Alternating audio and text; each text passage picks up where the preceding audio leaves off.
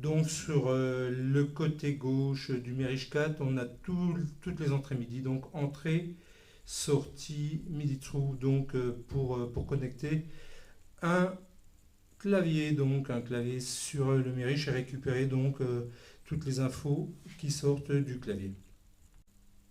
C'est bon.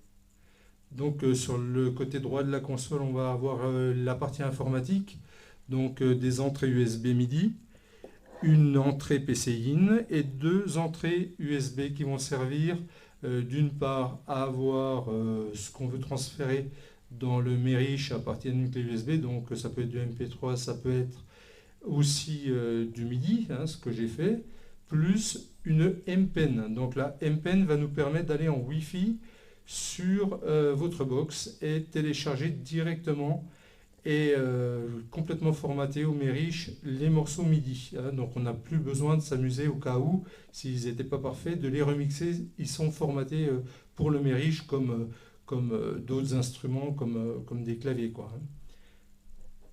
Donc présentation de la partie arrière du Merich. Nous avons toute la partie connectique.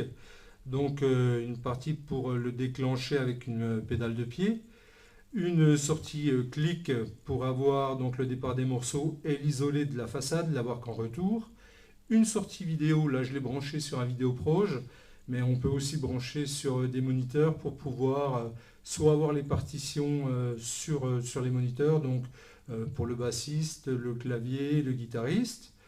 Le chanteur, bien entendu, parce qu'on a toutes les paroles en prompteur qui sortent. Une sortie moniteur qui est complètement indépendante par rapport au volume général. Donc on a un volume général main qui va commander la façade et une sortie moniteur pour un volume retour. Donc nous avons à côté donc, le droite-gauche hein, pour la sortie de façade, plus à côté deux entrées line stéréo. Hein. Donc l'idéal c'est de prendre la console si on n'a pas suffisamment d'entrées sur le Merich et de réinjecter la sortie de console sur une entrée line qu'on gère en volume d'après le Merich. Deux entrées micro avec réglage de gain. Voilà pour la partie arrière.